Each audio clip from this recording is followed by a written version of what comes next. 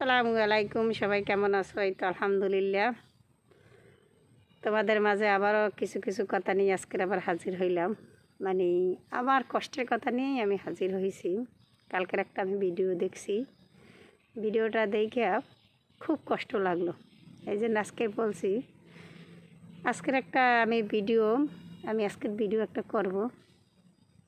প্রচুর গরম আমাদের ঘর, তো টিনের ঘর, অনেক গরম। এই জন্য আমাদের পুষ্কুনি আছে, পুষ্কুনির পারে আমি বসে বসে আমি ভিডিও করতে আসি। কি সুন্দর বাতাস, এই বাতাস আর তোমাদের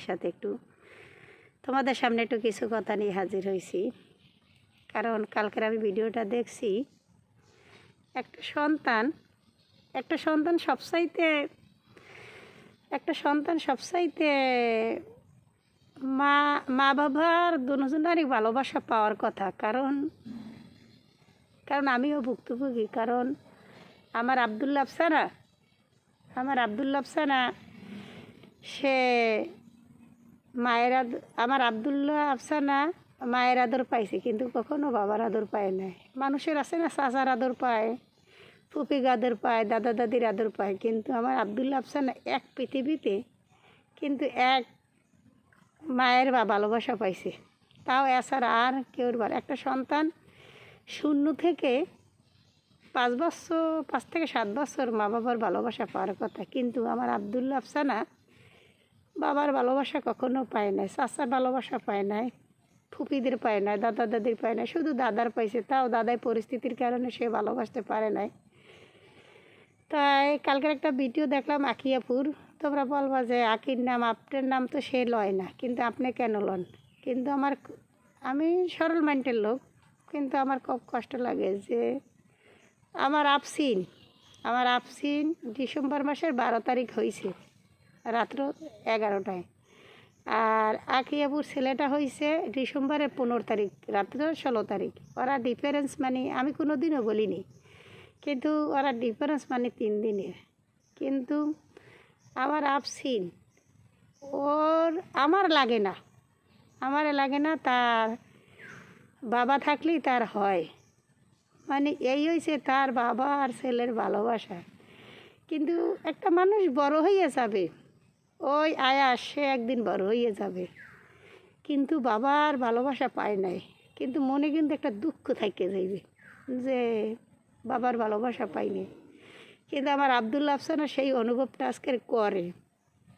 কালকের যখন আমি ভিডিওটা দেখছি, তখন আমি সাথে সাথে আব্দুল্লাহর চাচার দ্বারে আমি ফোন দিছি, ফুফুর দ্বারে ফোন দিছি যে তোর দ্বারা তো কখনো টাকা পয়সা আমি চাই না, কিন্তু আমার আব্দুল্লাহ আফসানারা তো একদিন ফোন দিয়েও তো জিজ্ঞাইতে পারতা যে ভাবি আব্দুল্লাহ আফসানা কেমন আছে বা কী অবস্থা, আপনি মহিলা মানুষ, কি দিয়া কেমনে এতটি টাকা প্রাইভেট মাদ্রাসায় পড়ান, কেমনে পড়ান ভাবি। কিন্তু সেই অনুভবটা কালকে আমি বলছি যে তোকে তো আমি টাকা পয়সা চাই না, আল্লাহ যে ভাই লোক আমার ছেলে মেয়ে 2টা মানুষ করতে দেশে প্রাইভেট মাদ্রাসায় ওরা লেখাপড়া করে। আমার আফসানার মাদ্রাসার হুজুরও বলতে পারবে না যে আফসানার দ্বারে 5 মাসের বেতন বাকি রয়েছে, বা আবদুল্লাহর হুজুরও বলতে পারবে না হয়তো 2 মাস হয় 100 আমি দিয়ে দিই, বা 1 মাসে হয়েছে 100, আবার আফসানার 4,500 করে, আর আবদুল্লাহর 3,500 টাকা করে। কিন্তু কেউই তো কোনো দিন দিলি না যে তাই আপনারা কেমনে কী করেন। তাই ঠিকই সেই অনুভবটা করছি যে আসলে বাবা না থাকা কি কষ্ট, বাবা না থাকা যে কষ্ট। কিন্তু আমি যদি আজকের মারা যাই, কিন্তু কালকের আমার আব্দুল্লাহ আফসানার কী হবে আমি জানি না। ওদেরকে রাস্তায় থাকা লাগবে, ওদের আল্লাহ ছাড়া কেউ থাকবে না। ঠিক আছে, রিজিকের মালিক আল্লাহ, কিন্তু আমার আব্দুল্লাহ আফসানার রাস্তায় থাইকে আমার আব্দুল্লাহ আফসানা বড় হওয়া লাগবে। এই আমার আব্দুল্লাহ আফসানার পরিস্থিতি। এক পায় না বাবার ভালোবাসা, মায়ের ভালোবাসা। এই তো বললাম আমার আব্দুল্লাহ আফসানার জিজ্ঞানের মতো কেউই নাই। 21 সাল থেকে ওর আব্বুর সাথে আমার বাজাবাজি, 22 সালে ওর আব্বুর সাথে আমার ডিভোর্স হয়েছে। এমন কেউ একদিন ফোন দিয়ে জিজ্ঞে নাই আব্দুল্লাহ আফসানা কী পরিস্থিতিতে আছে। ঠিক আছে, তাই কালকের এই আঁকি আপুর ছেলেটার কথা হইয়ে মনে করলাম। যাক আঁকি আপু, তুমি কষ্ট পাইও না। কেউ কেউর থেকে কেউর বাবার ভালোবাসা বঞ্চিত করলে আল্লাহ করে তার সন্তান থেকে বঞ্চিত। সেটা দেখো না, পরিস্থিতিতে সব কিছুই মিলিয়েই তো তোমরা দেখতে, সব কিছুই তো তোমরা মিলিয়ে দেখতে আছো। কষ্ট পাইও না, কিন্তু যদি পারো আয়াসের বাবার আসা যাওয়ার সুযোগ করে দিও। কারণ ওই ছেলেটা একদিন বড় হইবে, বড় হইয়ে বলবে যে আমি বাবার ভালোবাসা পাইনি। তাই খুব দুঃখ থাকবে, কারণ ওদের তো এখন সবাই চেনে, মিডিয়া জগতে কিছু মানুষে সবাই ওদের চেনে, আয়াসকে আঁকি আপুকে সবাই চেনে। কিন্তু আমার আফসিন তার বাবার ছেলের যে ভালোবাসা, সেটা তো অনুভব আমি এখন করি যে বাবা কি জিনিস।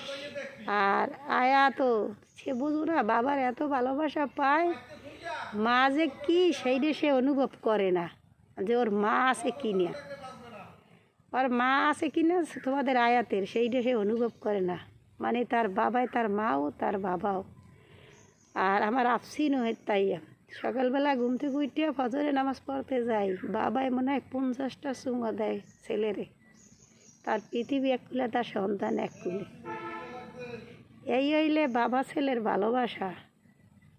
বাবা ছেলের ভালোবাসা যে কি সেটা আমি জানি। যাই হোক আঁকি আপু, তোমাকে আমি বলি বাবার কাছে নিও আনো, কিন্তু বাবারও সেই দায়িত্ব লাগে যে আমার সন্তানটার আমি খোঁজ নিই। অমুক সন্তানের 2 দিন দিই, বাবারে 1 দিন দিই, কিন্তু ঠিকই বড় হয়ে যাইবে, কিন্তু মানুষ দুঃখ থাকে যাইবে। যাই হোক, সবাই যদি আমার ভিডিওটা দেখে, যদি আমার কথাগুলো আমি কারেক্ট বলছি কি না, যদি আমার ভিডিওটা তোমাদের কাছে ভালো লাগে দেখো, আর কথাগুলো কি যুক্তি আছে না, সন্তানগুলো ঠিকই একদিন বড় হয়ে যাইবে। আমি মাঝে মধ্যে বলি আমার আবদুল্লা আফসানার কথা, যে ওর দাদার বাড়ি মানুষ যদি কেউ মারা যায় তো আমি ওদেরকে দেখতে দেব না। কারণ আমি মহিলা মানুষ হই, আমি 2টা বাচ্চা লেখাপড়া করাইতেছি কত কষ্ট কইরা।